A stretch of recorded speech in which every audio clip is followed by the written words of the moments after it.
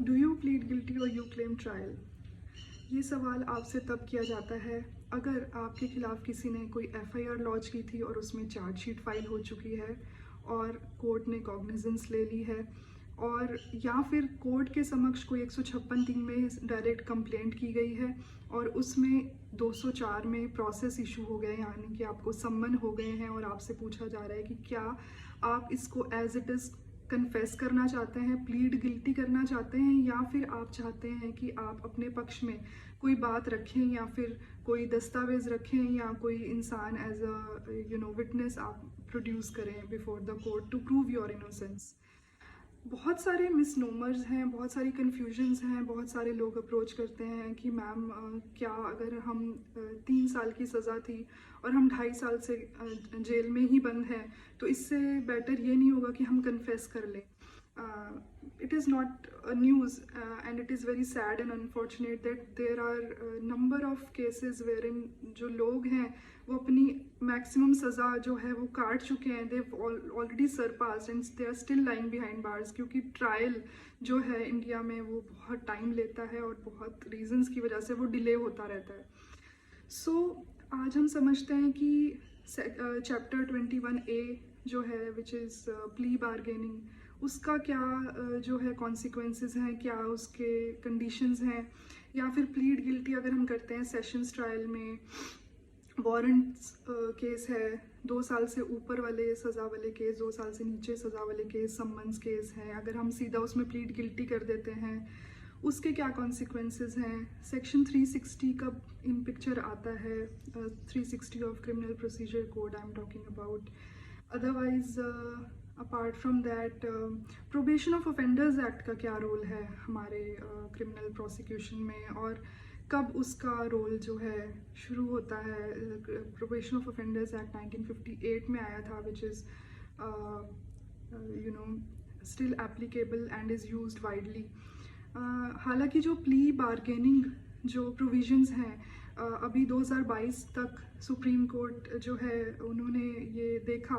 कि वो ज़्यादा यूज़ में नहीं आ रहा है, एज इफ़ कोई फैशन जो है वो चला ही नहीं है प्ली बारगेनिंग को यूज़ करने का। उसके क्या रीजंस हैं, लोगों में उसकी नॉलेज क्यों नहीं है, why lawyers are not preferring that, why ऐसा क्यों होता है कि हमेशा जब भी कोई कन्विक्शन होती है तो हमारे पास एक ही ऑप्शन हमें लगता है कि हम हायर कोर्ट में अपील करें। हम लोअर कोर्ट में जो ट्रायल कोर्ट है उसके पास क्या क्या ऑप्शन है वो हम अवेल क्यों नहीं कर पाते, because of lack of knowledge या लैक ऑफ गुड गाइडेंस। तो let's discuss that. Plead guilty और प्ली बारगेनिंग को समझने से पहले हम सेक्शन 3 और section 4 of probation of offenders act 1958 समझ लेते हैं, क्योंकि प्लीड गिल्टी में भी और प्ली बारगेनिंग दोनों में इसका यूज़ किया जाता है। प्रोसीजर दोनों में अलग हैं, प्ली बारगेनिंग में और प्लीड गिल्टी में। बेसिकली सेक्शन 3 कहता है कि आप किसी भी ऑफेंडर को एडमोनिशन पे छोड़ सकते हैं। एडमोनिशन मतलब वार्निंग देके या basically literal meaning is like reprimand करके,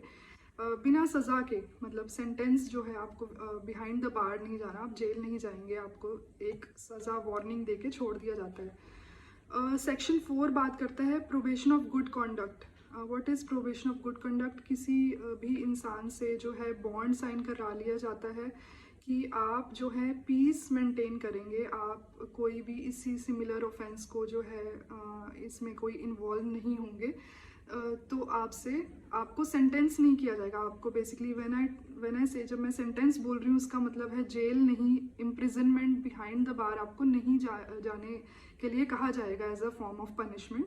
रादर आपको एक बॉन्ड साइन करवा के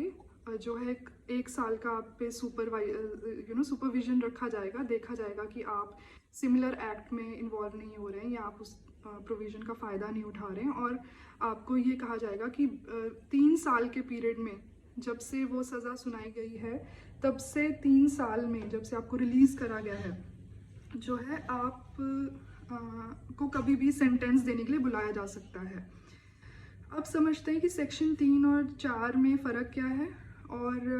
कौन कौन इसका बेनिफिट ले सकता है, क्या डिफरेंस क्या है बेसिकली एडमोनिशन और प्रोबेशन ऑफ गुड कॉन्डक्ट में। जो सेक्शन 3 है प्रोबेशन ऑफ ऑफेंडर्स एक्ट का, वो तब एप्लीकेबल होगा कि या तो ऑफेंस सेक्शन 379, 380, 381, 404 या फिर 420 ऑफ आईपीसी का है। बेसिकली सारे ही अगर आप देखोगे तो 3 से 7 साल के बीच की इनमें सज़ा है, इससे ऊपर की सज़ा नहीं है। 379 बात करता है चोरी की, 380 बात करता है कोई भी चोरी जो किसी घर में, ड्वेलिंग हाउस में की गई हो। 381 है कि कोई क्लर्क और सर्वेंट जो है उसने अपने मास्टर की पोजेशन में किसी चीज़ की चोरी की है। और 404 मिसअप्रोप्रिएशन की बात करता है और 420 एज यू नो चीटिंग की बात करता है। इसके अलावा अगर कोई केस 2 साल तक की सज़ा है या सिर्फ उसमें फ़ाइन का प्रावधान है, the only provision is fine और इम्प्रिजनमेंट अप टू 2 years, उस सिनेरियो में जो है आप इस प्रोविज़न में मतलब फॉल करेंगे, अदरवाइज़ आप नहीं करेंगे।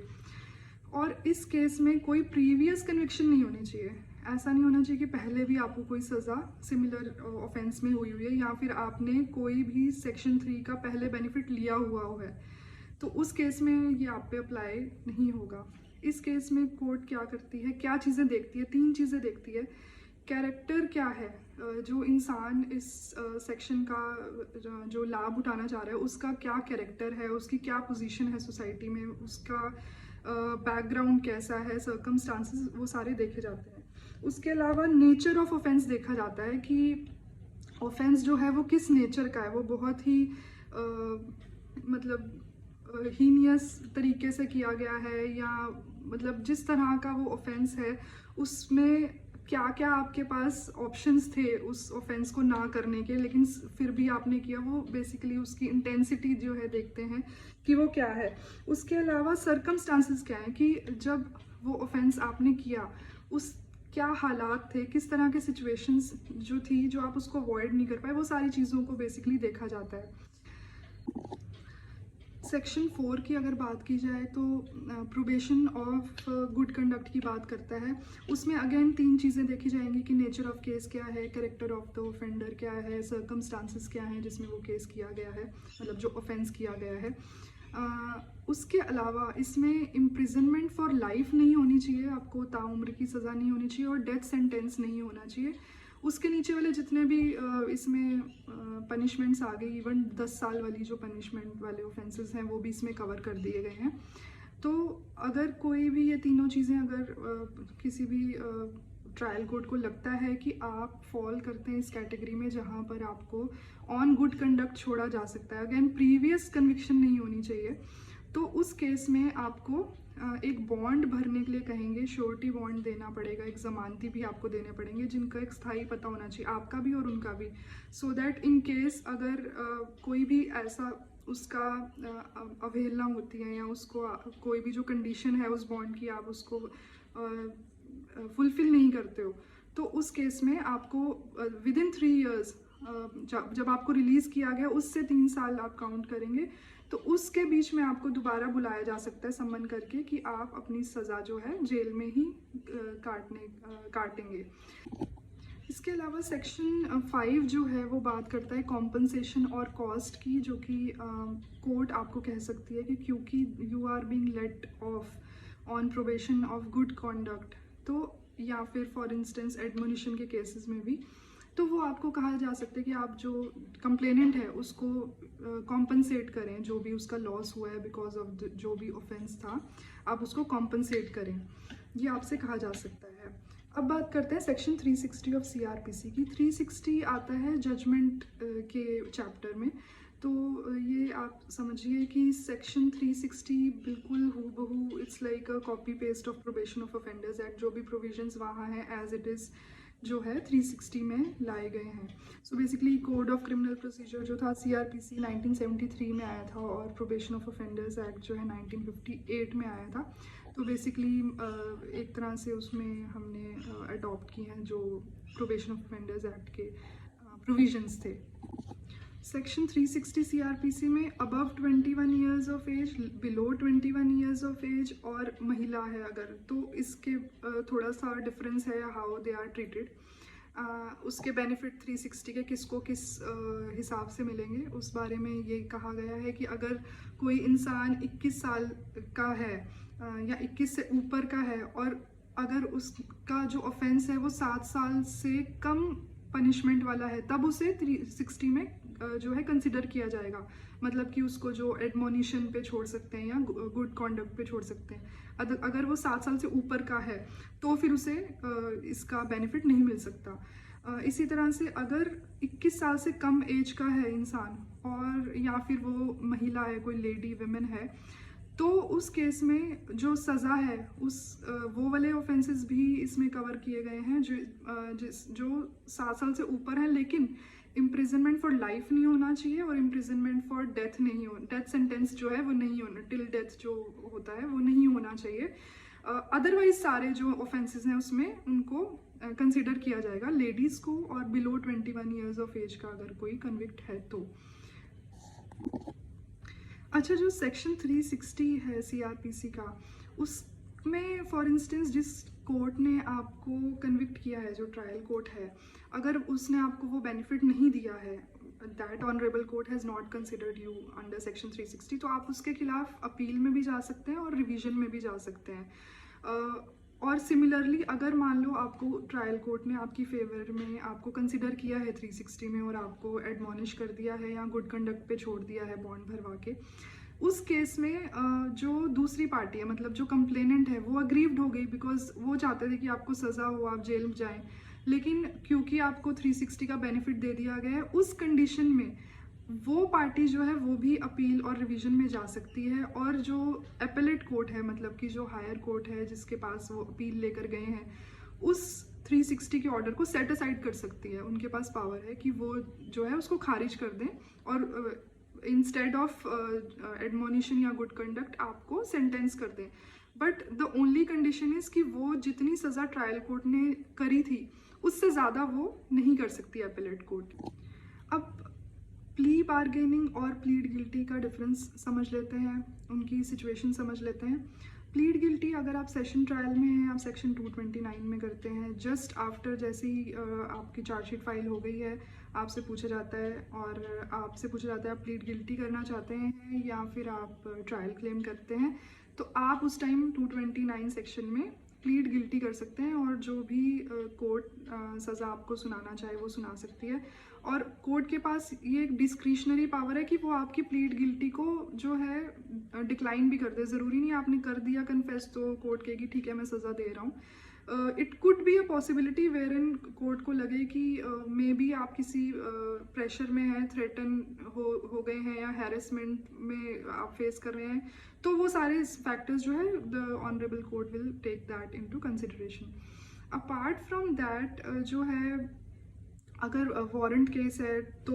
आई थिंक सेक्शन 241 है, trial case sorry summons case है सेक्शन 252 में। सिमिलरली आप प्लीड गिल्टी कर सकते हैं और प्लीड गिल्टी का basically you have to be present there before the court और आपको खुद करना है। आप थ्रू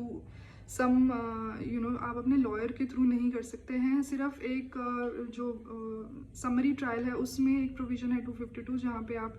को समन भेजा जाता है और आपको सीधा बताया जाता है कि ये आपकी सज़ा है, इतना आपको फ़ाइन है, तो आप जो है उसको प्लीड गिल्टी थ्रू जो है कोरियर आप भेज के आप कर सकते हैं कि आप उसको ट्रायल नहीं लड़ना चाहते उस केस को और आप you're okay with pleading guilty. ये तो हो गया प्लीड गिल्टी। इसमें कंप्लेनेंट का कोई हाथ नहीं है, मतलब as such there is no participation from the side of complainant. Wherein अगर आप प्ली बार्गेनिंग की बात करते हैं, चैप्टर 21A जो है उसकी बात करते हैं, तो उसमें समझ लेते हैं कि हाउ जो कंप्लेनेंट है उसका भी रोल आ जाता है, उसकी पार्टिसिपेशन आ जाती है और क्या क्या होता है उसके स्टेप्स हम समझ लेते हैं। चैप्टर 21A बात करता है प्ली बार्गेनिंग की। ये प्लीड गिल्टी से बहुत डिफरेंट है। इसमें बेसिकली सेक्शन 265A जो बात करता है कि किन किन ऑफेंसेस में किस किस सिचुएशन में ये अप्लाई होता है, किस में नहीं होता। बेसिकली 7 साल से ऊपर जिसमें भी सज़ा का प्रावधान है उन केसेस में तो आउटराइटली ये अप्लाई ही नहीं होता। सेकेंडली अगर कंप्लेंट केस है या फिर चार्जशीट फाइल किए है, मतलब कि एफआईआर के थ्रू अगर केस लॉन्च हुआ है, दोनों ही केसेस में ड्यूरिंग पेंडेंसी ऑफ ट्रायल अभी चल रहा है, उस दौरान आप जो है प्ली बार्गेनिंग का ऑप्शन जो है अवेल कर सकते हैं बाय फाइलिंग एन एप्लीकेशन। उस एप्लीकेशन के साथ एक्यूज का एफिडेविट जाएगा जिसमें वो बेसिकली एक्सप्लेन करेगा कि ये मेरा केस है और मैं इस पे जो है अपनी जो प्ली है वो बारगेन करना चाहता हूँ। उसका क्या मतलब है मैं समझाती हूँ। बेसिकली एक म्यूचुअल सेटिस्फैक्ट्री डिस्पोजिशन बनती है जो कि एक तरह से एक सेटलमेंट का एग्रीमेंट है between the complainant and the accused. How it happens is, first stage जो है वो एप्लीकेशन आपने कोर्ट में दे दी है प्ली बारगेनिंग की। वो offence socio economic condition of country या फिर विमेन या फिर चाइल्ड बिलो 14 ईयर्स के अगेंस्ट नहीं किया गया हो। ऐसा कोई भी ऑफेंस जिससे कि जो देश की आर्थिक या सामाजिक जो स्थिति है उसको कोई हानि पहुंची हो, या कोई महिला के अगेंस्ट वो ऑफेंस हो, लाइक डोमेस्टिक वायलेंस का कोई केस चल रहा है, डाउरी प्रोहिबिशन का चल रहा है, आर्मी एक्ट, नेवी एक्ट, सम सच कोई भी ऐसा एक्ट के अंडर कोई ऑफेंस है उसमें अगर आपका प्रोसिक्यूशन चल रहा है, उस तरह के केसेस में आप इसको जो है प्ली बार्गेनिंग का ऑप्शन नहीं ले सकते, अवेल नहीं कर सकते, चाहे उसकी सज़ा 7 साल से कम क्यों ना हो। उसके अलावा जब आपने वो फाइल कर दी एप्लीकेशन, तो वो जो कोर्ट है वो पीपी साहब को, जो पब्लिक प्रोसिक्यूटर हैं, उनको नोटिस करेंगी। जब वो नोटिस हो जाएगा, कंप्लेनेंट और पीपी साहब की एब्सेंस में जो है एक्यूज को सुना जाएगा टू इंश्योर, कोर्ट इंश्योर करेगी कि किसी भी तरह का जो है उस पर दबाव नहीं है, कोई हैरेसमेंट नहीं है, कोई थ्रेटनिंग नहीं है, वो वॉलंटरी है। बेसिकली वो अपनी मर्जी से, अपनी विल से जो है कन्फेशन कर रहे हैं। और जो once the court establishes, once the court is convinced कि हाँ ये वॉलंटरी है, तो जो कंप्लेनेंट है और एक्यूज्ड है उसको वक्त दिया जाएगा, टाइम दिया जाएगा कि वो एक MOU टाइप, एक म्यूचुअल सेटिस्फैक्ट्री डिस्पोजिशन जिसे नाम दिया गया है, वो फॉर्मुलेट कर लें, वो बना लें, सो दैट जो कंप्लेनेंट है वो कॉम्पनसेशन जो है एक्यूज्ड से मांग सकता है कि I am satisfied that let this person be released on this particular cost. अगर वो मुझे इतना पैसा दे देता है तो मुझे कॉम्पनसेट कर देता है तो उसे छोड़ दिया जाए। वंस वो म्यूचुअल सेटिस्फैक्ट्री डिस्पोजिशन तैयार हो जाती है और कोर्ट रेडी है, तो कोर्ट उसके बाद दोनों पार्टीज़ को सुनेगा कि क्या उसको प्रोबेशन ऑफ ऑफेंडर्स एक्ट में छोड़ा जाए, या फिर उसको सेक्शन 360 का लाभ दिया जाए, या फिर उसको जो मैक्सिमम पनिशमेंट है उसकी 1/4 दी जाए, या कुछ जो ऑफेंसेस है उसमें लिखा होता है मिनिमम इतनी पनिशमेंट दी जाए, तो मिनिमम का जो है हाफ पनिशमेंट इसमें कोर्ट के पास पावर है वो दे दें, या 1/4 दे दें मैक्सिमम का जहाँ पर मैक्सिमम है, या फिर वो प्रोबेशन ऑफ ऑफेंडर्स एक्ट या 360 में उसे कंसिडर कर लें। जैसे सेक्शन 360 में आप अपील या रिवीजन का ऑप्शन अवेल कर सकते हैं अगर 360 में आपको कंसिडर नहीं कर रही है कोर्ट। लेकिन अगर एक बार प्ली बार्गेनिंग का पूरा प्रोसीजर जो है वो